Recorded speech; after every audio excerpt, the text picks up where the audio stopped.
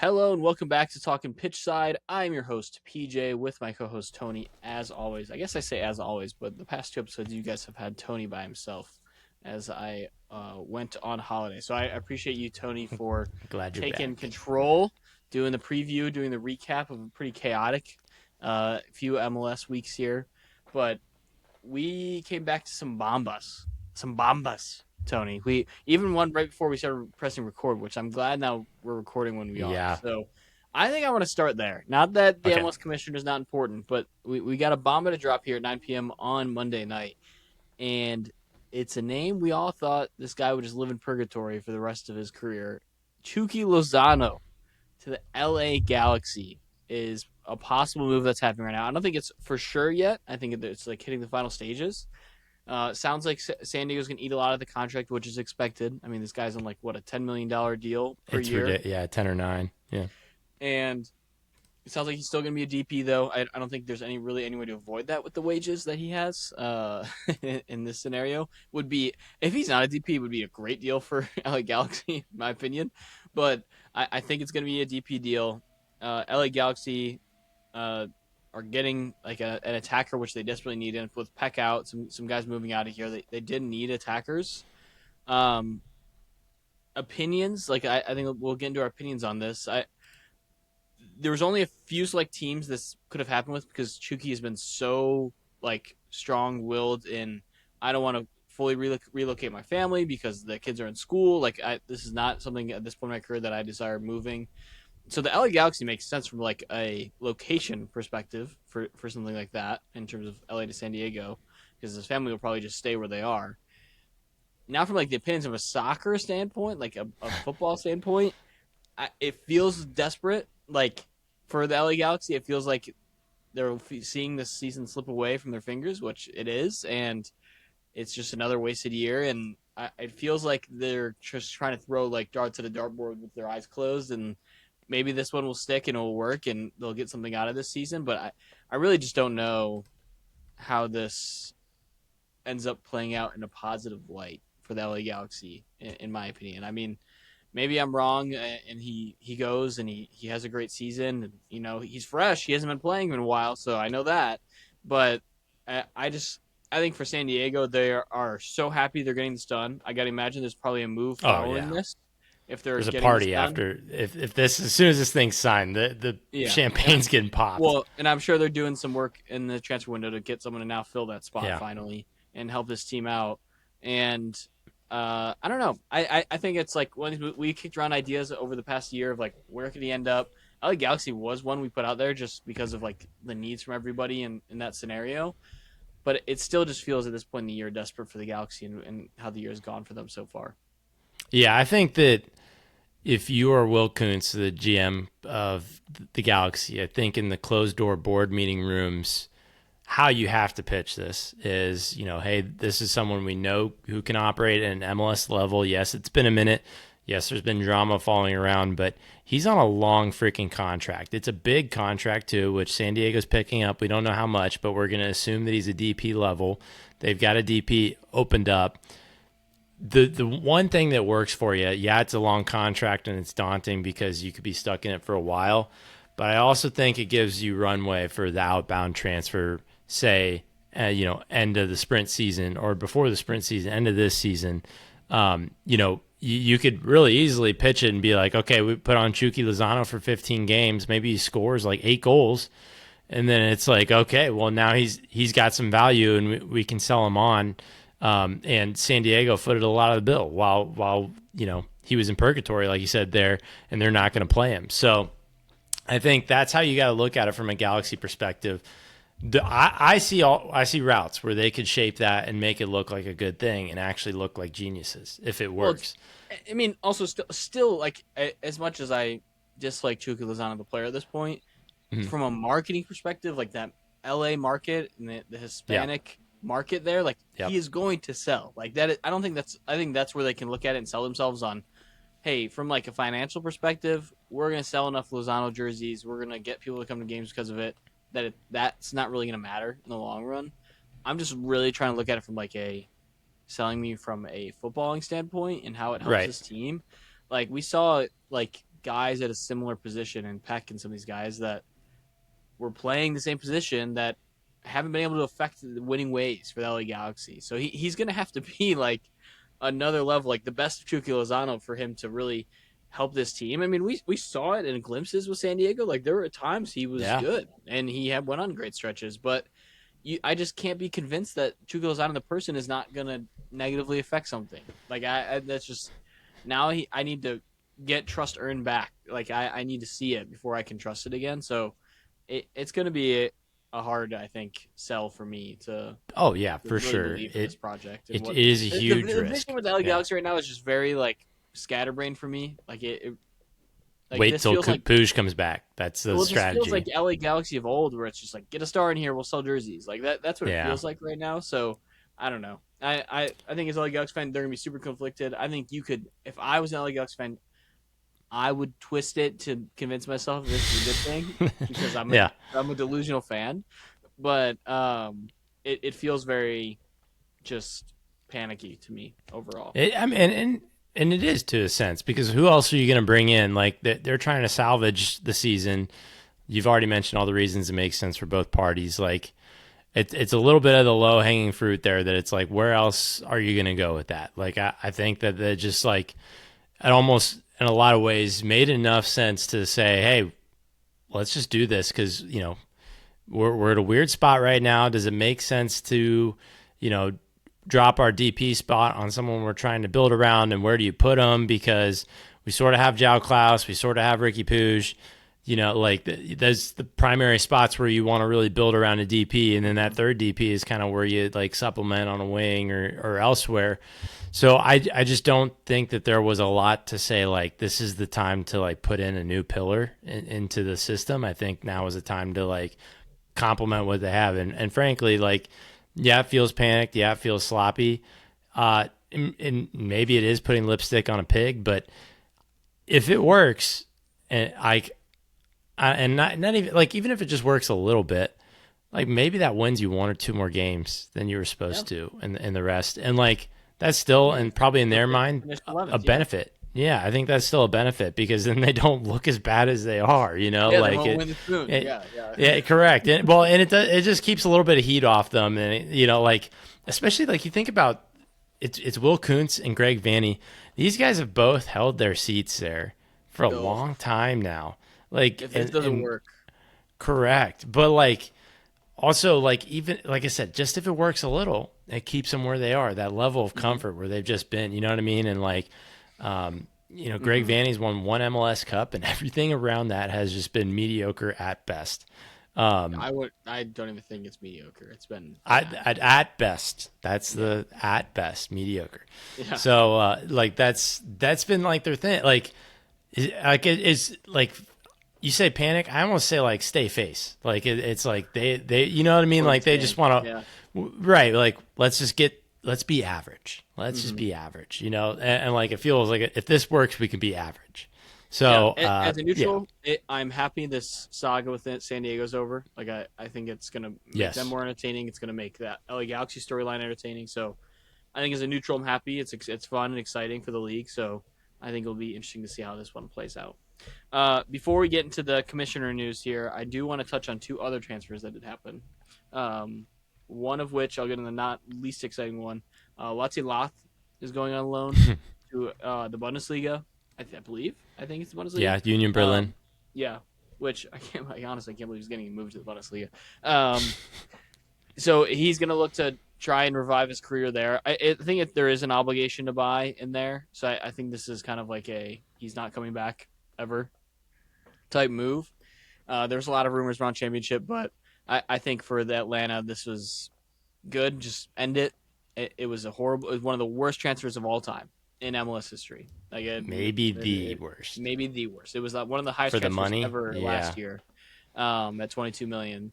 And I don't even know what the fees are that they're going to be coming back to them, but I don't think it's going to be great in all of it. So um, they're going to move on, and now they've got their sights on Lukaku is like the rumor of the guy's going to fill it. and Nunes. I once again don't get the Atlanta strategy similar to the LA Galaxy strategy. I don't know. So that's the least exciting of the one. I think the one that we probably want to talk about more is Harrington, Colorado Yeah. going to Hull City. I mean, he's going to a Premier League team. What is he still 17? 17 or 18. He might have just turned. So he's going for I think it's a $17 million fee to Hull City in the Premier League. I mean, Tony, Hull City has done very little to upgrade their team, which I mean they're going to get relegated. I think it would be a miracle if they don't. But he's going with probably a good chance to play a decent amount of minutes for a Premier League side, and that's exciting in its own right. And they're going to have a sell-on fee because this is a kid who's going to he's going to continue to rise, so they're going to get a fee additionally onto this. For Colorado, I mean, they signed him for what, $1 million a A year ago, million. a year and a half ago, and Yeah. flipping him for 17 million plus sell on fee to a Premier League team that's going to be probably the championship next year. But then they'll sell him on, and they'll get a fee for that. I mean, just a 10 out of 10 bit of business for Colorado. Makes sense. Like coming off the World Cup, played in the World Cup as a 17-year-old. I don't think you're going to be able to get a higher fee than right now. Like this is like top of like just go get it now, and then you can put out a sell on fee, get and then get more money down the line. I think it's a great bit of business. It is exactly what the model of like the MLS should be as we continue to grow. Is like start getting more of these younger guys in here and start selling them on as we build up academies, things like that. Like so we can do this more and more. So any reaction to those two? I think for Colorado, it's super positive. For Atlanta, super negative. But both necessary moves, I think, for both clubs.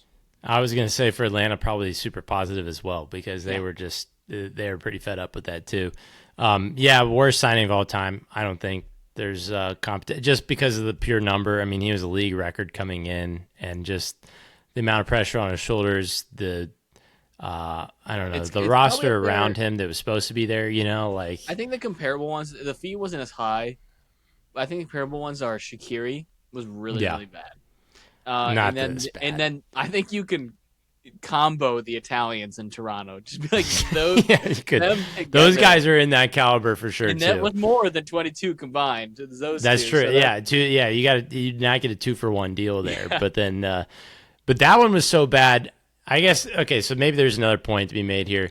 Latte Lot, they were able to move on and sell or get some sort of value out of. exactly. The Italians they had to buy out, and like it was the Italians were so bad that they like made a deal that like basically the Italians were like, hey, like you don't need to pay us the full amount. It's like to buy us out. Like it was Oh, that bad. So I miss Vape um, God. yeah, so that was pretty crazy. But anyways, yeah. So at least there's an open DP spot. You know what they do with it, kind of crazy. I would have thought, like obviously there's some big names being involved. I would have thought, Tata Martino. Maybe he does have that. That is his influence on this decision. Is guys like that. I would have thought maybe it would be a little bit more under the radar guys that fit his system better and could really pop off. I mean, like i.e. like a Joseph Martinez type profile. That It's like been rumored, by the way. please no, he's got to be done. That's It is. another I'm one. just letting you know it's rumored. Yeah, the homecoming tour is not working with Almiron. There's just like it's not. Oh yeah, yeah. Hey, So he's scored in his last two games. Get off his fair back. enough. Yeah. Yeah, electric goal this weekend, by the way. But anyways, so yeah, that's enough on them. With Colorado, I think with Lucas Harrington, that's a huge name deal. Especially like he has potential based on if he gets sold from Whole City and what that sell on fee is. He has potential to be the biggest outbound transfer in MLS history, which is a huge deal. Especially just because like you said, the turnaround, the ROI, like. And this is why private equity is trying to get involved in sport, by the way, because they see one stock, like, okay, you get 17x in a year. Like, yeah, I would take that deal. Frankly, if someone told me what to put my money on, I would do that. But Fuck it's FIFA. yeah, or FIFA, right. That's like, that's the deal. Like, I mean, and it was a really good deal, really good business. I heard additionally on the story too when they bought Lucas Harrington from I believe it was Melbourne City in Australia. They initially had a deal that also had a sell-on clause in it, and Colorado turned around and said, "Hey, how much would it cost to just buy out the sell-on clause? Like remove that from So it." smart. and it was less than $1 million from what it sounds like. And if they would have kept the sell on clause, they would have gotten like $2 or $3 million off Melbourne's the. probably so mad right Oh yeah, they're now. kicking themselves. I guess this opened up a whole other can of worms I looked into a little bit, and it's just not worth talking about. But they're really struggling financially, that soccer league over there. So they're just trying to get any money they Get money. can up Yep. front. Yeah. So, anyways, all that to say, like it was like all facets of this that Colorado made work, from the money sense. And so Hmm. now you turn back around and say, uh, so where's that money going to go? What Yep. are they going to Yep. do with it? Um, you know, I don't think obviously no one in MLS is going to pay 17 million for a center back. So you're not going to get like for like kind of thing. And how much does Colorado recycle? Maybe this goes into like two or three smaller transfers that are like a few million each, and you hope one of those guys hits. What's that look like? I mean, we saw that they do. I mean, spend money sometimes, like Mihailovic out, Paxton Aronson in, and it was pretty similar fees there. Like you get those things. Rafa Navajo was not free either. They spent money on Hmm. him, and he pants. So like you see these things. What direction are they going to go with that? Is it going to be at a center back? That's kind of what I'm interested in seeing. Is are we going to see that money turn around quickly, or is that going to kind of get channeled through the back rooms and we don't see a lot of it? I guess that's to be seen, but definitely worth talking about here for Colorado and in the weird spot that they're in. They could really use a couple big names to get them revamped, and now we know like they can't hide behind we can't afford it anymore because we know they just got a bunch of money. So we'll see Hmm. how that plays out. Yep. And then the final incoming that I want to touch on was SKC and bringing on Andre Luis for Olympiacos. Oh my gosh, I couldn't get that off the tongue. $18 million fee, which crazy fee. Um, I I don't know. I don't know how to feel. I like I've seen convos of people talking about it that it feels like an overpay. It feels like maybe they had competition, which kind of drove the price up here, like European competition. So I mean, for the owners, like they're putting their money where their mouth is. Like they've been saying they're going to go big fish hunting, and they're doing it. So I'm happy for SKC fans. The problem is, which we've said about SKC for a while now, Tony, is they're not one player away. Like they're not in any degree. Like one guy is not going to change this team. Although Philly fans might be being like, "Hey, Kai Wagner." Um, Right. but I'm excited. Like I'm excited to see how this guy plays. I think having him up front in that attack will make it even more entertaining to watch. And I'm just, I mean, I think the defense in the midfield still just need an overhaul. So I think that they could be in some high scoring games here if this really works. But I think it's now going to be do this now what like this. Hopefully this isn't the last thing in this transfer window. After this transfer window, next one now what? And we're going to see that. Like the sprint season is going to be odd because you're going to see a lot of teams change without Hmm. playing much over a year, and we're going to come out of the sprint season. It's going to be like feels like new teams. So it's going to be a little odd as the next year goes along.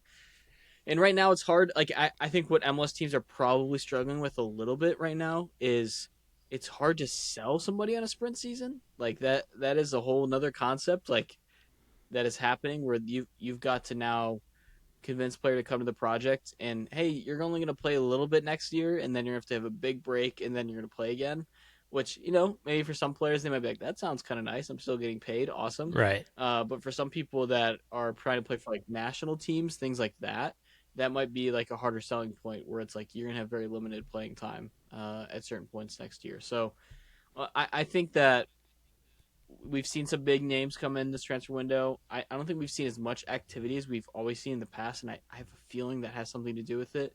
And I would imagine the next summer transfer window after the sprint season is when you're going to see a ton of activity coming into play, and it will be interesting how transition. I'm a good podcast host. The new There we go. MLS commissioner plays into that, and how that this new just ideology goes forward. And Larry Berg has started as the new or is going to start as the new MLS commissioner on January 1st of 2027. He is the LAFC owner for those who do not know who he is, and I think we talked about a little bit. There was the potential of the Fox guy, and then him, who's someone who's been in the league and owner in the league. The positive in my mind for him being selected is this is a guy who's an owner in a league, but he's an owner of a team that is very ambitious, that it goes out and makes big signings, plays in a big market. So he's going to have that way of thinking in terms of pushing the league forward. Is he's going to want to spend more? Like if he was like, if I was an owner, I'd want to spend more. I want to do all these things. I want to free it up. So I have a feeling he's going to come in and you know how commissioners are in every sport when they come in, they want to make their mark. Like they want to have like their thing.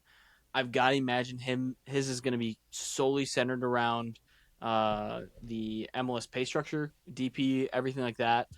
Because I mean, there's already been rumors of those things being changed and messed around with. We haven't gotten confirmation of what it will exactly be like, but it sounds like more DPs. It sounds like an expansion of money in terms of like what they're allowed to spend. So I think that that's probably going to be his first project to be like, this is my league now. This is how we're going to change things and make things progress forward. So I think exciting. It's one of those things you never. I can't give you an opinion. Like I don't know how he's going to operate as a commissioner. He's never been one, Right. so that's part of it. And I think it will be interesting to see how the MLS now changes and evolves under new management. Don Garber, as much as we can get after him and dog him, for 26 years he has made this league profitable. It has survived. It has progressed forward, and it has turned itself into a long-lasting soccer league in America where a lot of people didn't think that was possible. And now has put it in a spot where someone like Larry can take it over and now push it to the next level and continue it on and not have a concern of financially this league crumbling and falling apart. Like it is a stable financially, it is a stable market in the US. Now it's how can we progress it from here? And I think it's the right time. I'm glad that he recognizes that as well and knows that this is the right time for me to hand this off to someone else to take it from here. Yeah, I think I'm right there with you in the sense it's like, we'll just gotta wait and see and see how things pan out. Like, I honestly am not sure that I'm gonna have a judgment on him until like a year or two from now, once like changes start happening and then we're seeing the impacts of those changes and whether we like it or not. I think it's all really good points that, he's an owner for a team that's also generally seen as an ambitious, trailblazing team. And so if that spirit's kind of brought in with this league, I think that, that there's some really good stuff there. I think that like I saw some quotes from him just saying like, there's nothing about this league right now where we're like, yeah, this is good where we're at. We're going to stay here. Like he has kind of said already publicly, like there's room for us to grow and to expand. And so it's all the great PR answer to say, like beforehand, and, we'll see how it pans out. But I think generally it feels optimistic. I would have said that about the other guy too, if he would have gotten picked as well. I mean, our two finalists, they were finalists for a reason. I think both of them had a really good resume and pedigree to put them there. And like, we have talked about, PJ and I off camera have talked about this and in different angles and like what that would mean. And if you were an owner, who would you want? And those kind of things. And I think there's pros to both sides. I think certainly there's cons too. The roster rules, I think like for most MLS teams, maybe half MLS teams, I think they're going to look at the new ones and be very for it. And about half are going to be a little bit, which are the ones that are typically dragging their feet, by the way, that are going to be a little bit, hesitant on expanding. And, we've said this a few times, like some of these owners are guys that bought in for, 7 figures instead of 8 or 8 figures instead of 9. And the expectation of what it was going to take to run a club is very different, 20 years ago than what it is now. So I can understand that to a degree as well. And I think that's going to be a tension that we'll probably hear a lot about if the roster rules are going to be touched on. The other angle to look at it too is with the media rights deal. That's a conversation you're going to hear heat up a lot over the coming years, just because I think there's 2 or 3 years left with Apple. Hits and misses there, right? And we've talked about plenty of that, but what's next? Is it staying at Apple? Is it restructuring it? Is it going differently? All of that I think is going to be a big part of it. And it's a big money maker. It makes more money than any stadium revenue could. So like it's very important to get that decision right. And in some ways we got the Apple decision wrong. We're making it up a little bit now, but it does kind of feel like this these kind of media rights decisions can really shape where a league heads in the following few years. Hmm. Yeah, I mean, I think everyone's in agreement. So the Apple, if it would have been just like I think ran out the way it's running now, would have been I think taken in a lot better of a light Yeah, in terms of like being a part of just the normal membership, and people would have I think jumped on it a lot better. So there's things they're going to learn, and I think they'll probably take that into the next the next media rights deal with whoever it ends up being. I think I'm going to be shocked if it's not Fox. If I'm being honest, I'm going to be. That's who I'm leaning towards, where I think it's going to end up. Or you never know. Maybe Apple's happy and they want to bring us back on. So we, I'm like, yeah. Yeah, I'm the right. new LAFC We owner. yeah, we So actually open up the weekday matches. You'll see us yapping, and then we'll jump straight into game coverage. So that'd be yeah, awesome. we've been holding a secret. Yeah, Uh-huh. yeah, Okay, well, let's get into the MLS games here, Tony, and recap some of what happened over the weekend. Leagues Cup is happening on Tuesday, so and Friday of this week, and throughout the week for a couple different teams. We won't be previewing those just because League MX. I mean, we personally don't, I think, care very much about the Leagues Cup. Will be fun. I mean, FC Cincinnati wins it, I will claim it as the greatest trophy yeah. that's It's the ever best existed. thing ever. Yeah, Yeah, so be wary of that. But we'll cover the big hitters that come from that in the later episodes as we go through it. But Tony, let's get into the weekend games here. We'll cruise through some of them, hit some of the bigger notes here. To start out, we had a standalone Friday game, which I wish they did this more. we need it It's so more. great. Friday night football. Now, maybe just don't put Toronto in any prime time anymore because I think I'm just over it. But NYCFC and Toronto draw 1-1 in this one, and Mihailovic back on the score sheet. That's something they desperately Huge. needed. Um, I mean, overall, I think NYCFC is going to be disappointed they did not get a win at home in this one. They were definitely the better team throughout the game, and they gave up that goal to Mihailovic right before halftime. And then the second half, they really had control in the beginning, and then Toronto had some chances, and so it really ended up being, I think, just a disappointing result for NYCFC overall. I think there's going to take a little bit of time with all these guys they're bringing in. They've changed around a little bit for everyone to kind of like get into the swing of things here. But Toronto, more of the same. I like they're just not going to survive with draws.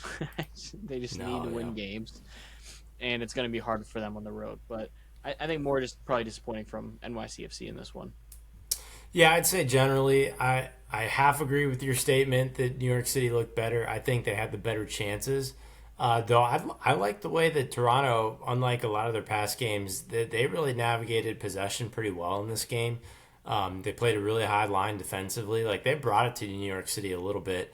And when New York City was able to get through that confrontation, we saw what would happen. And they got that penalty and getting behind that kind of thing. So but I thought Toronto, out of all the games recently, obviously, now it's now or never with them and getting points. But as far as how they looked in this game, I thought this was their best game since the World Cup break, since resuming. They've looked the most lively in this, and large part. And having Mihailovic back, I think that's certainly a big piece of it. Starting to get it back, but like New York City, I think I was a little bit disappointed in that this was a team that just could not really grab control. The field tilt was on their favor. Like I said, they had good opportunities, but I like the way that Toronto kind of built out in this one and thought they did a good job at unsettling New York and really shaking up the result that probably should have been, a heavy favorite in New York City and getting a draw on the road. Mm-hmm. Totally. Moving on here, we had Montreal and New England. I think one we don't need to spend a lot of time on. Montreal, good job by them getting back in this game again. They did not deserve a point out of, but they do get a point. New England's gonna be kicking themselves because I'd watched the highlights in this one. I think I counted like 7 shots that just should have been goals for New England in this game, and they couldn't get another one across the line after the first two. And then Ferris scores one of the best goals I've seen all year, which is this rocket Right, from so yeah. far out. It just ran into it and struck it. If you haven't seen it, go watch it. So they get a point out of it. mean, not gonna spend too much time. I think disappointing for New England, good for Montreal. Happy for them. They're getting a point at home against a New England team that had looked better. That was looked good all year long. So good for Montreal. Yeah, a little bit lucky maybe. I think that it's unreal numbers. They had 15 shots and 12 on target or something like that for Montreal.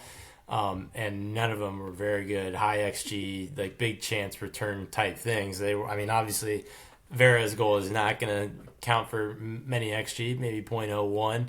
Mm-hmm. But it sucks that he scored this week because there were so many great goals this week. And now, like most weeks, I think he's a dead favorite for goal of the week. And this week, I'm just not sure, which stinks for him and for how awesome that was. But yeah, to your point, I mean, this was New England's to lose, and effectively they did lose this game. You got to beat Montreal at home, especially when you're putting up four expected goals and only scoring two. Like it just it has to be better for New England. An off night for them, even though they were on. It was just an off finishing night, really. Otherwise, I kind of think that if you're a New England fan, like you're going back to the drawing board a lot on this, like in coach, player, whatever. Montreal, do not let this be a false positive. You know, like you got lucky, you got back in the game, world class goal equalizes it, but like that's not going to keep happening with this Montreal team the way that they play and who they got. So just my 2 cents on that one. Don't get too Yeah. carried away here. Yeah. Yep. Yep. We DC and Nashville had a super entertaining game. This one was a lot of fun. Nashville goes up 2-0 in the first half, and then DC comes back. Just count it your weekly Ty Baribo goal Yep. and getting on the score sheet to draw us 1-2. Very deserving. I mean, they outplayed Nashville severely in that second half. And this is just more the same for Nashville since the break. They've just not looked sharp with that killer instinct since they've come out of this World Cup break. And I think this was like worst nightmare in terms of like you start out good and you're like, okay, finally we're like breaking the mold here. Yeah. Because they had been starting slow in games that had been their issue, and in this one they actually got off to a fast start and they're flying, and then they let DC right back in the game, and they only get a point out of this one, which on the road, like typically we say get a point on the road you're happy, not when it happens like this, and not when you're No. Nashville who've been winning every single game on the road. It felt like in the first half, so it's there's still some more they need to figure out, and I think they will. It's just I think they're gonna have to just really massage their way into the second half of this season because it's been a rough start. Mm-hmm. I I think the biggest thing right now for Nashville is that Christian Espinoza has not been there. I mentioned this in last week, but I mean, he's the guy that when they brought him in last offseason, took Nashville from like, oh, middle road playoff team to like, Mm-hmm. oh crap, these are heavy hitters now and one of the top favorites for the MLS Cup. Not having him has been a huge swing, and like I think it's really contributed to just the slow start. You put him into these games instead of Qasim or Muhammad, and I just think you get a little bit more. I mean, there's a reason. Like he was just able to dish it out to Serge and Hani in a way that those guys aren't, and that's a credit to Espinoza. Not a knock on those other wingers, because they're not inherently bad, but it's not DP level, and so Mm-hmm. I think that's been part of the reason that they've struggled to get back in it. But they've also just in general in possession looked a little bit lethargic. I think Yeah. haven't seemed like very intentive. Like it hasn't been very concise at attacking the way that you see them do a lot. DC on the other hand, we'll keep saying this, man. This is the results of higher floors. Like because you got a guy like Baribo that, like you said, just chalk him up. Here's his average. Here's his goal. Like he's gonna get those. It's gonna work. So other thing here, assists from their other DP that's been under the radar, and Montenegro is the way I pronounce it. Monteo, and Mm-hmm. he it was a crazy assist that like you're not going to be able to draw up again. But all that to say, like you're getting production out of your DPs. That's a thing that DC United has not really been able to say for a while now. And so, drawing at home maybe slightly disappointing, but against Nashville, probably good. So yeah, I think that that's exciting stuff here. Quick off the ball thing. As I believe this is the first game that they've sold out in a really long time. DC Hmm. United has. So that's good to see too. I mean, an entertaining game. They went blow for blow with a really good team in front of a crowd that they're really trying to re-energize. And it seems like they specifically are trying to grab some momentum off this World Cup. And right off the jump, it looks like it's working. So shout out DC United. Hopefully they can keep that up. Yeah, we were on it before the season. Just some of those moves, and they've only gone and made a couple more since then that have continued to raise the floor. Like it's just you're gonna be able to get results like this every once in a while, and especially when you have a guy like Ty Brebo up top. Like give him chances, he's gonna score. And Yeah. that was our only concern was how many chances they're gonna give him, and they have figured it out enough to be able to string some results like this along. Uh, One of the main talking points is the Philadelphia Union coming out of this week. I I don't know what's happening. I can't even like I what they already have more points after the World Cup than they had before the World Cup. Like that that's insane. That is They've disgusting. won Yeah. all three games. Kai Wagner's been unbelievable, unbelievable. Like and this is like part of the whole story was Kai Wagner did not come back to the Union because he was playing bad at Birmingham. That is not Yeah. why he came back. He was an everyday starter for them getting assists, playing really well. Like he was playing well. So that's where it's like it was great to have him back, but we were just concerned about what's up front and like how is this all going to work. Ever since they fired the manager, we're seeing guys like we talked about some. Kevin Sullivan is playing every minute of every game now, and he's Insane. awesome. He's Yes. awesome. Like it is mind blowing. He wasn't already, and I know he's a kid. Like I know he's young, but like if they want to like get the most out of him, they need to do it now. And before he goes to Man City in 2 years, like they have to play him now. And it's been so entertaining. They scored two goals in the 96 plus 96 Yeah. 97 minute to win this game. The second of which was like insane. He just like threw his foot at it and it rolled in. Um, I feel bad for Atlanta. Like I feel so bad for Atlanta. Like you go get a red card in the 26th minute, so you're like, oh, they're gonna lose. Then they go up 2-0 in the 66th minute, and you're like, holy crap!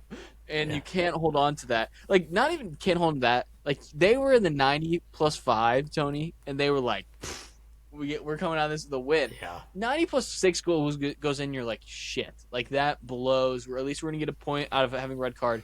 And you lose that game. Like peak Atlanta. Like it was just like this is what they are this season. But on the flip side, you could say as a Philly fan, we thought we were as bad as them, and now we're like watching us just string these results. Now they played so bad at the start of the year that they're still, I think like 7 points off a Yeah. playoff They're spot. down there for sure. Yeah, Yeah. so it's not like they're sitting pretty just yet.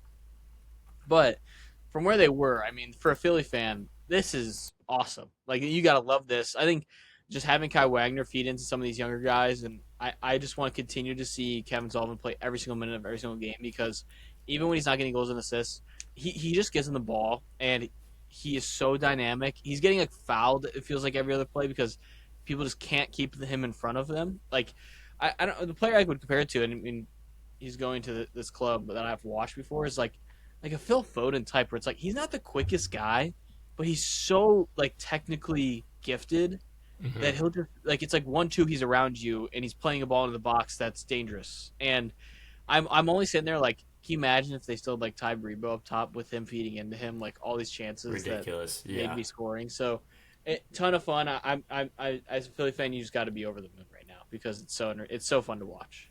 Yeah. Additionally, welcome back Quinn Sullivan off the bench, getting minutes here too. Yeah, Um, big time. so That's huge that, for them. that's a huge bump too. I mean, you got the Sullivan brothers on either wing. Going to be crazy. Another positive here for Philadelphia. I mentioned him last week because he got his first goal at MLS.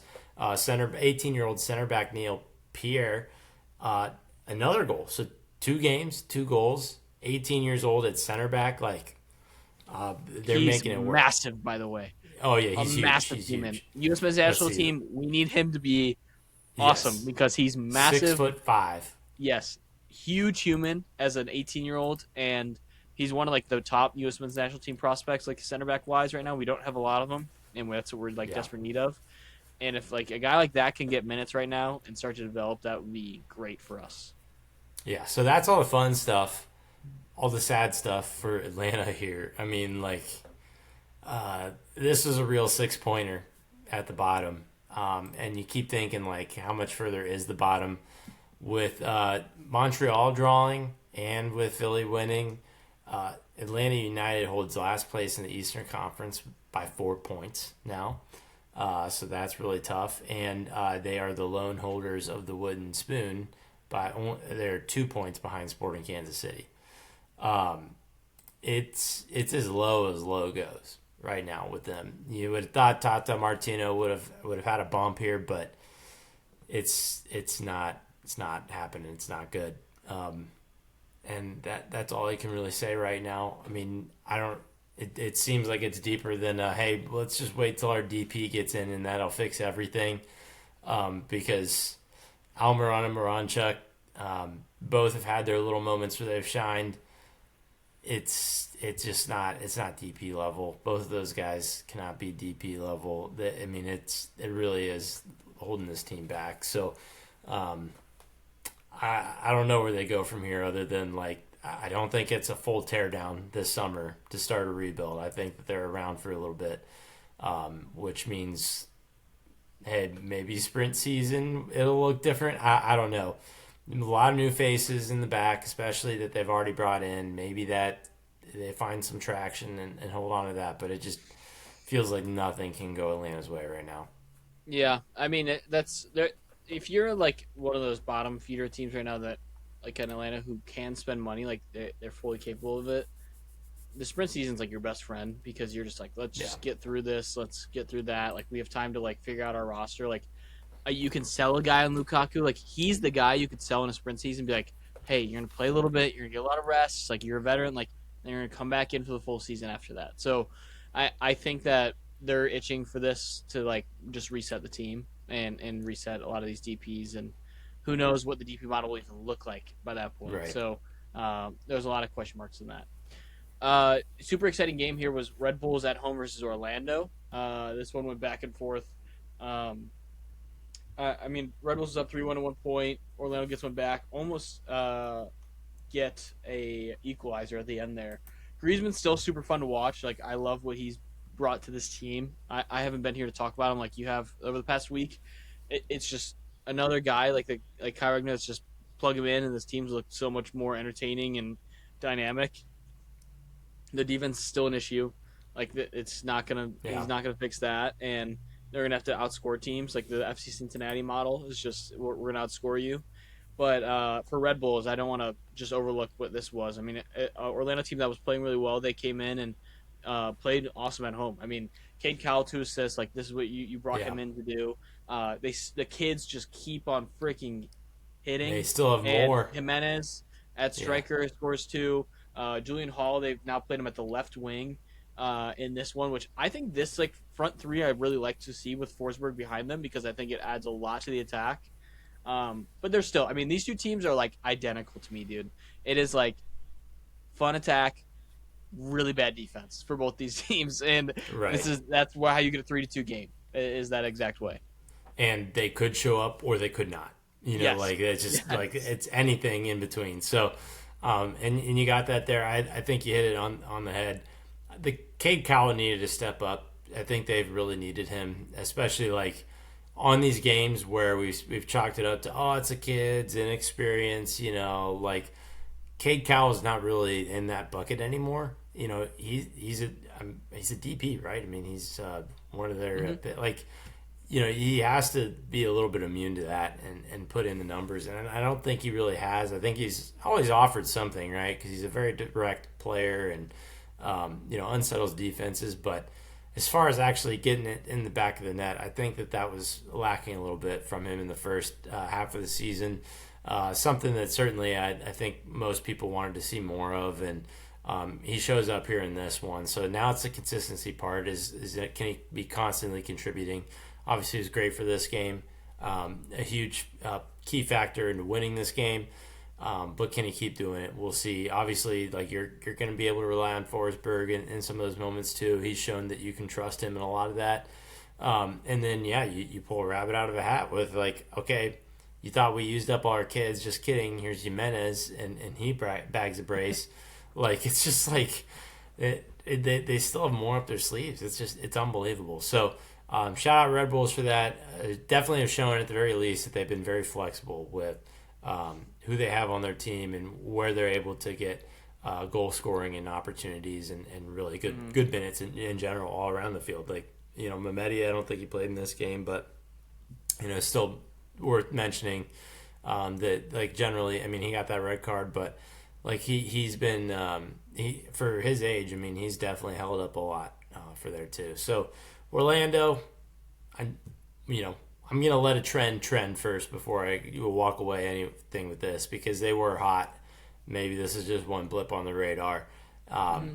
I'm not gonna vote against Griezmann at the moment. You know what I mean? Like Oh, he's I so would fun to not watch. lose. Right, I wouldn't lose steam on this one yet. Yep, totally. One of the better matchups of the week coming into it was Vancouver and LAFC, heavy hitter in the Western Conference. Vancouver's gonna be super disappointed not get more out of this game. I mean, they get the late goal, of course, to get a point out of it, but like eye test and stats wise, like just purely dominated this game. Um, Honestly, it was one of the first games where I was like, damn, do they miss Sebastian Berhalter in the final third of this one? Um, and I think you're gonna probably say that as they continue to bring in some of these other guys to fill that void, and we'll see what they do in the transfer market, if anything at all, for a team that's trying to relocate. So it's tough from that perspective. I mean, they're gonna be happy they get the late pen, and Mueller and Son both get on score sheet. Son's been scorched earth out of the World Cup, which Yeah, we've been waiting for it. And this is, I think it's great for the league, great for LAFC for him to be doing stuff like this. So it's been fun to watch him go. But they were very much so in that their old counterattacky ways, like sit back counterattack, and how they played Vancouver in the past. So I think they're going to be happy to get a point on the road in this one. And it seems like coming into it, I would have said this is a fair result, but like eye test wise, you're like Vancouver's got to get more out of a game like this at home. right. It was very nervy moments for LAFC in the back. Like, even off the get go, Yeah. you're just seeing like all these kind of scrambled clearances and crazy saves, and yeah, I mean, like, Vancouver really owned this. I will say, despite that, LAFC had their chances to go ahead too. I mean, Son had a one-on-one that he missed with the keeper as well. I mean, it was on his right foot. And instantly the commentators were defending him because he was playing on turf, So it's just like, oh, he couldn't shape it the way he wanted, whatever. But Mm-hmm. so it is a really interesting kind of comment on both game models here that, like you said, the eye test maybe tells you, like, hey, Vancouver dominated this one, but the way that LAFC played, and it was very bend don't break in this, it gave them looks till the end to pull away with 3 points on the road. So maybe not the most appealing and most confidence boosting, and certainly at times probably feeling like playing with fire when it's a team that's good like Vancouver. But I hear you and I agree with you, and I think that that's how LAFC wanted this game to go. I think that Oh, they, 1,000%. Yep. like they don't care about any number other than the score ultimately. So Mm-hmm. to me, I thought that was a very indicative that looked like Vancouver was controlling, but I think LAFC kind of walked them into what they wanted to. So, um, split the points. No one really got exactly what they wanted, but I don't think that the numbers were very indicative of LAFC kind of set themselves up for that and got what they wanted and almost made it work. Mm-hmm. I totally agree. Um, Moving on here, we had Inter Miami at home versus Columbus. Messi and friends were back from the World Cup in this one. So DePaul actually started. Messi Yeah. started on the bench. Of course, Casemiro's been playing. So they're starting to get guys back and get them going. This one for I I don't know what the stats are, Tony. Like I this is just me using my brain and what I remember watching this team. Does Inter Miami just suck in their new stadium? Like I feel like every time they play at It's home, insane. they drop Yeah. points somehow. This one was funny. I mean, Messi or Inter Miami goes up 2-1 because Suarez scores from damn near the half line because they get like a backline steal and then he just launched it over Patrick Schulte's head Yeah. in this one. And this is a weird own goal for Columbus as well from Casemiro, and then Mendez, new signing, comes in and gets that late goal to equalize, which Columbus fans got to be pumped about. But First game without Max Arfson. I don't know if you touched on that at all in your solo cast, but this is just a new Columbus now, and it's going to be weird and ugly sometimes. And winning against Cincinnati and a draw against Inter Miami is not a bad way to start that life. Yeah, I mean, absolutely. A lot of weird goals in this one. Obviously, the own goal is freak. Obviously, the half field goal is freak. Obviously, the free kick from Brais Mendez is freak too because it was kind of an overshot cross that ends up sneaking in the back post. But I think in general that like the Crew are playing a little bit better. They found themselves a little bit after the break. Laurent Courtois has got them figured out. It's kind of been a little bit of a theme that we've been seeing since the break has been interim managers are sort of shining right now. Between Portland and crap, who's the other one that's doing really well right now? Well, Oh shoot, this was technically an inter manager off though. yeah, I mean he's gonna be there for a long time. Crap, why am I forgetting? Who's the other interim? Oh, Philadelphia, duh, because they Yeah. fired Carnell. Hmm. So yeah, like the interims are kind of shining right now. Either way, I think that Miami did look a little bit flat in this. They won't care. They'll be back. I do think one thing to be said. Obviously, like the performance wasn't there. That first goal was Suarez, launching at half field over Schulte's head. That starts with a high pressing sequence from Yannick Bright. That is not a very typical Miami goal. That's not a goal that they're going to score with Messi on the field. Um, and so I think that maybe there's a little bit of this like it seems like how much they relied on Messi in a way of how they built out how they played needs to kind of revert back a little bit to like, hey, let Messi play the hero ball. We're not going to be able to get these turnovers in weird spots, which in that case happened to work out instantaneously. But just overall, like game plan, game model, I think it was a little bit higher pressing. I think it was a little bit too much. It wasn't going to suit them once Messi is back in. So I wonder if that's going to get adjusted at all. But it's just part of the formula for me. I kind of watched that and said that's not a very Miami goal. And I don't know that once they get their preferred lineup back in there, that's going to be something that they can keep trying to create. Hmm. I totally agree. It'll be interesting to see. I mean, I think in Miami is still gonna be just awesome once everyone gets back and gets going. I think the what that midfield of DePaul and Casemiro brings you just like dynamically. I know they're a little bit slower now, but they're still solid defensively, both of them, where they can be solid defensively and then progress lines with their passing because it's just much better Mm. than most MLS players. So I think they're going to be just fine even without that high pressing once Messi's back into play, and they'll be flying high. Um, Moving on here, we get Lewandowski brace in the Chicago game against Charlotte. Golski. Lewandowski gets 2 goals after Pep Biel puts Charlotte up. I don't know, deserving. It was fun to watch Lewandowski kind of like get into it too. He showed a lot of emotion after those goals with the home Chicago fans. They had a good turnout in this one as they're slowly inching towards the new stadium. But I think this was very good for Chicago, just mental wise. Like after everything that the past couple years Yeah. they've struggled after getting rid of Hugo Kuipers, I think this was very good for the mentals for Chicago to see Lewandowski do this and deliver early on here. It's almost like Greg Berhalter told the rest of the guys, like, hey, like, do not look at his face. That's actually just Hugo Kuipers over there. Just pass it, like, you don't need to worry about playing different. Because it was very copy and paste. Like, you Mm-hmm. look at the goals, and it's like, that's what they were expecting Kuipers to do. What Kuipers was doing, right, is just classic 9 finishing goals. And Lewandowski's picking right up where they left off, which is huge and obviously small sample size. They need to keep it rolling. But we talked about that. That was the risk. Like, Mm-hmm. if you're going to do a swap like that, like, he has got to perform. And in this case, he gets the brace. It's enough to win at home.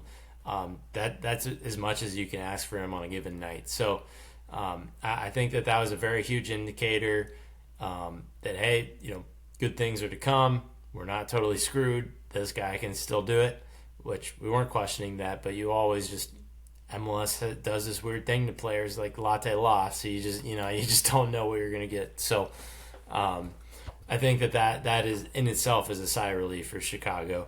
For Charlotte, I mean, again, we keep talking about this. It's hard to make anything of this team. Where they're going, they're going to win, they're going to lose, they're going to draw, they're going to do everything in between, and none of it's predictable, and they can't really string anything together.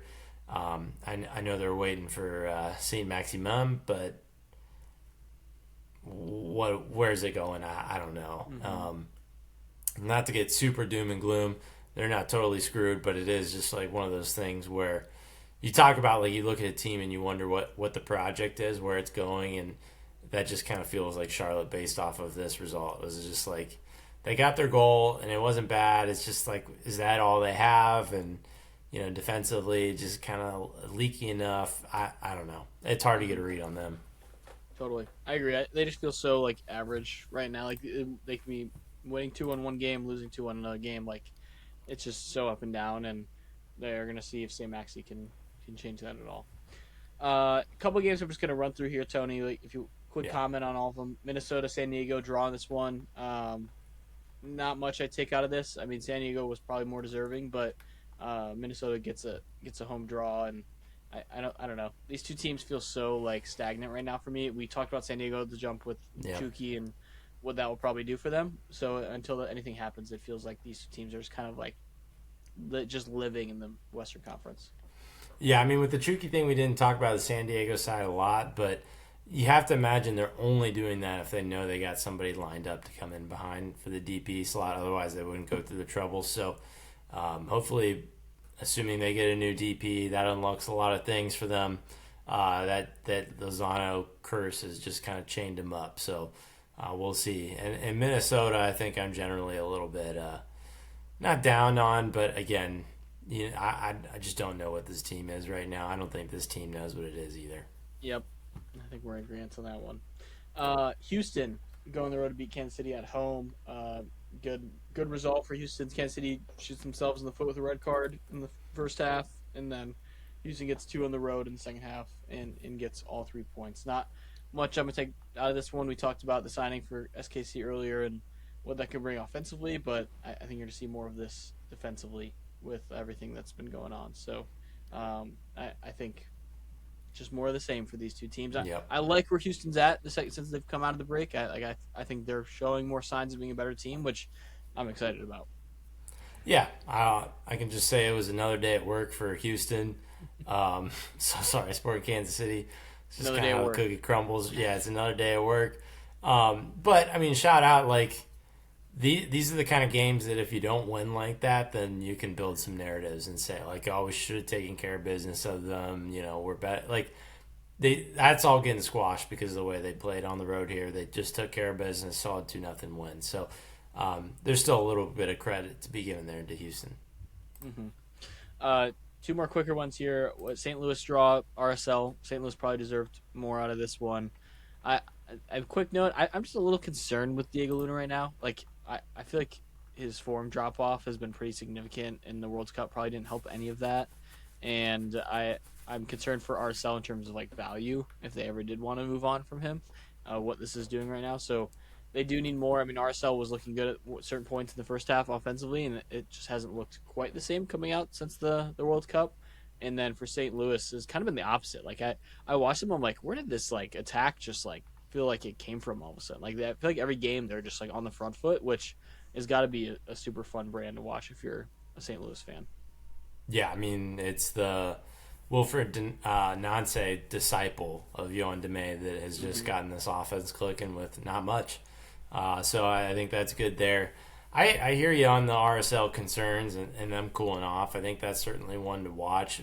We could chalk it up to just a slow startup, but yeah, I mean the Diego Luna shout is interesting because we were talking about he's not going to be here for much longer and enjoy him while it lasts, and it just feels like it's been pretty quiet on that front. So not sure how much has changed there, how much not making the World Cup roster has made that change for him already, but yeah, definitely a little bit concerning over there. Mm-hmm. And then the last one in this stretch, Colorado at home versus Austin, get a 1-0 victory and a late penalty from Navarro. Much deserving. They were way better than Austin in this game. Like if you just watched it, you were like, yeah, this is the deserving side to win.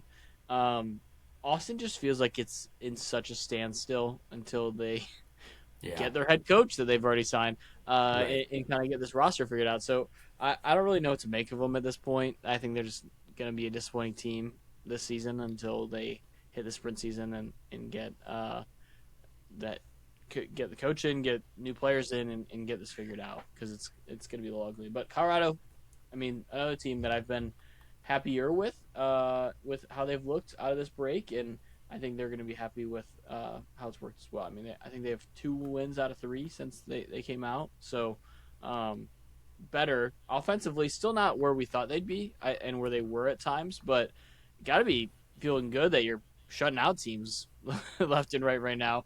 But Yeah, you need the offense to follow if it's going to sustain. right. I mean, it doesn't say much that you're shutting out Austin of all people, but Yeah. um, I mean, you take it where you can get it. Uh, this is like this Colorado team has been a little bit struggling, honestly. I mean, like you look at where they're at in the table. Their last 2 results have pulled them up a little bit, but or sorry, last they've won 2 of their last 3, so it's pulled them up a little bit. Austin also is sitting in 14th. They are really struggling right now. Um, I think Colorado smelled blood in the water a little bit there. Hmm. They played like that in the front foot, wasn't really falling their way till the very end, but I think that was a game that they viewed in their mind as a must win. Hmm. Totally. One of the more entertaining games of the weekend was FC Cincinnati at home against San Jose after a 2-hour rain delay for the fans that stayed for that one. That ends 4-2. Just a casual FC Cincinnati game. Just ripping goals left and right. The Columbus game is like the one outlier of their last like 10 to 12 games. Like every game they've scored, I think, at least 3 goals out of like their last 12, except for that Columbus game. So it's Yeah. ridiculous the run they're on right now offensively. Um, San Jose went up 2-1 in this one, and then the subs came on. Barlow had a great finish off of Evander. Evander had 3 assists and a goal in this one, by the way. Like he was out of this world. Uh, finishes a great pass from Evander, and then Evander was probably so far the goal of the year. Literally I was watching it, and he's just it's for Vera's goal for Montreal. Like I'm gonna compare the two because they're Yeah. both like ridiculous distance. Vera's goal was like sprinting like full power into the kick. Like that and you're like, okay, I understand how he gets so much power. It's you don't get that accurate very often, but you understand the power. Evander went from a standstill on the ball to a knuckleball rocket that went in the top corner from 40 to 50 yards out. Like it was Unbelievable. insane the power he got on the shot from a standing position. And they go up 3-2, and then Jabari seals it late with a goal. Cincinnati deserving. I mean, they in the second half, I feel like especially they were all over San Jose after they went up 2-1. Timo Werner had a goal assist. Timo Werner was very. I was watching the broadcast, visibly upset after the game, and like went straight to the locker room, like very upset. I mean, they've come out in the second half of the season and have been very poor to start the second half, so that's probably why. Just more of the same in terms of their defense has not been what it was in the first half, and they're having to figure themselves out. And then FC Cincinnati just continue to allow a ton of goals, score a ton of goals, and Yeah. it's fun. They're the MLS After Dark team. I'm concerned for like the long term health of like what this looks like in the playoffs because you go against a Miami team, and I don't think they're going to outscore them. Right. So I think for now, enjoy it. If you're an FC Cincinnati fan, the defense just needs to figure it out. And Matt Miazga and Miles Robinson, like they have talent. That's the most bizarre part of it all, and it's just not been clicking at all. So we'll see. But Evander's on a run right now that he is like went from like probably like fifth, sixth at MVP voting, where he's now on a run now that's springing him into that top 3 category of MVP. Hmm. Especially if you get like Messi not playing every single week in the second half of the season, like he could easily put his name up there with the numbers he's been putting up goals and assists lately. Yeah, he certainly could. I mean, he's looked really, really good. He's been nuclear these last few weeks, especially. But I think that in general, like you bring up like the defense issue. My hope for Cincinnati is that they find a way in which fixing the defense does not mean sitting back deeper and not Mm-hmm. bringing up as much attacking. Because I think it's still going to cause the same problem where now they're gonna struggle to score. We talk about Evander being like epic right now, part of that reason is because we're just sending bodies forward. There's a lot of attacking numbers for FC Cincinnati right now, just how many players are going up. Evander's got options to dish it out. Evander's got space to take shots. And it's because there's enough distractions. But we've seen in these moments where he can go invisible in games when Cincinnati's lying deeper, when they can't really string together possession and the other team's pressing really hard.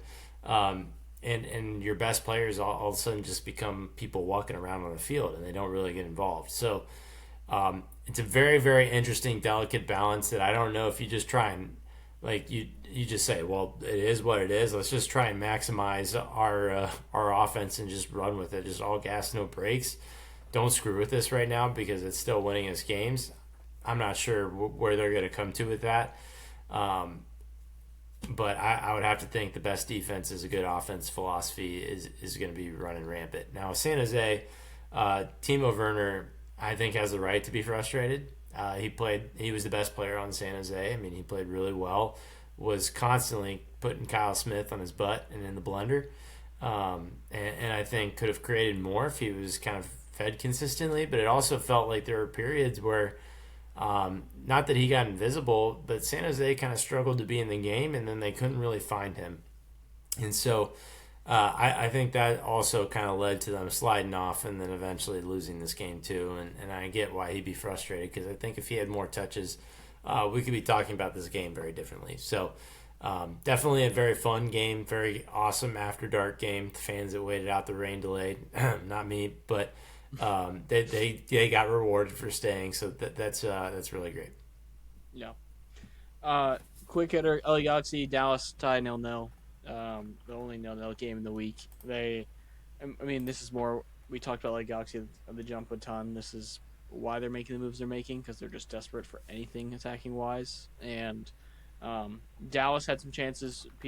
Musa had some chances. One couldn't convert. So, I mean, they're gonna be happy to get a point, get out of there. And then LA Galaxy, like I said, they make the Chucky move because of things like this. They're just not getting enough chances. So Yeah. it will be interesting to see how that affects that going forward. Yeah, I was a little surprised in Dallas not getting more out of this game, to be honest. Just because, like, we've talked about them even breaking into top 10 in power rankings at times. Like, just they've been a solid team. That's also another one that's been a little bit slow start. I know Moose has scored since the World Cup break, but obviously, like, he's got to be the man. You got to see him pop up more if they're going to do anything. And, yeah, I think overall I was a little bit surprised that LA Galaxy even got a point out of this. Yeah. And then another big one was Portland getting all 3 points at home against Seattle. Seattle's coming out of the gates also slow. Another team that's not looked good after the break. You can kind of feel the frustration in the post game interviews. Like you're starting to see it with coach and players. Like they're getting frustrated. Portland has been good. Like they've come out playing really well out of the World Cup break. Kevin Kelsey is one of those guys that I mean we saw him at FC Cincinnati. Was in a weird transition time for FCC because that's when Acosta was leaving and there was a lot of I feel like turnover that's happening and it didn't feel like the right time for them to make a move on a guy like Kelsey. And then went to Portland on like a decent fee. I think it was like 7 million, and we were It all was like, pretty "Whoa!" high. Yeah. Like I didn't know he was going to be going for that much. Made sense why FCC went out of it, but has now just like lived up to it in this season so far. Like he's just finishing chances, and he's getting plenty of them, and it will be interesting to see if they can continue to get more out of him. And I'm interested to see how new coach comes in, how it continues, and how it develops, and how he can get more out of them than they've even gotten so far. But Brandon Bai got a great goal to win this one here in the 82nd minute, and Seattle's in a little bit of a weird spot. Like I'm interested to see if this season like really started to go downhill, what that would do for the franchise in terms of some of these like legacy names that have just been there as we go into the sprint season and beyond. Like who's going to be there after all of this? But I'm not going to totally just like press the buttons, panic. I think they can still right the ship, but definitely worrying times out of the break here for them. Yeah, I mean they've lost what 6 straight. I'm not sure they've ever done that in their history, which is just wild that like out of all times it's right now. But yeah, I mean they have not had the same production out of really the starters, but also big theme of their season last year was the subs, coming in for when the starters got hurt and being able to like really pick up the slack and carry the team along. None of that seems to be clicking on the same level as it is now. And part of it is we're getting the starters back a little bit, and they just, are not living up to where they left off, which is really unfortunate that injuries interrupted a lot of that. But at the same time, like, I think we get to roll the dice again here. I think both Roldan brothers are very close to being healthy again, and Pedro de la Vega is also pretty close to return as well. We'll keep saying that Maybe. until he's not on the team, right? You never know. Yeah, and then we'll see another setback. Uh-huh. Uh, but like there's still some hope. But the thing is, if like that hope can be get is pretty fleeting, I guess. If those guys come back and things are not looking good, they're not playing well individually. Seattle's kind of at the end of the rope. So that I'd be not slamming the panic button like you said, but if we don't see something turn around where it's winning ways, not just like sneaking in a win here and there, but winning ways, then I think that there could be a pretty big shakeup. There's just a lot of old faces here that, uh, maybe it's time. So we'll see Hmm. how these next few weeks pan out for Seattle, but they're definitely pivotal. Totally. Okay. Well, that is the full MLS Week 18 recap. Like I said, we're not going to do a preview for Leagues Cup, but be in tune with who your teams are playing. I think you're going to the FCC game tomorrow. I'm going to the one on Friday, so We we'll got it be able to covered. watch those Yeah. ones live. So it'll be we'll enjoy it. Well, I'm sure the turnouts won't be the same, but I think it'll be interesting to see how we match up against some of these Liga MX teams and how it all looks. So we're excited for it to a degree, and only if our team does well. Yeah. But Then we don't care. yeah. With that being said, we'll continue to keep track of transfers. It's been busy. They're going to keep coming for the next whatever it is, like 6 weeks. I think it's still open. So expect things to happen, and we'll be back on Friday to preview. Actually, we'll probably just be talking about Leagues Cup because there's not really much to preview because Leagues Cup's going on. Right. So Friday we'll talk about Leagues Cup and any transfers, and then after that we'll get back into the MLS weekly games here. So with that being said, we will see you guys on Friday. See you.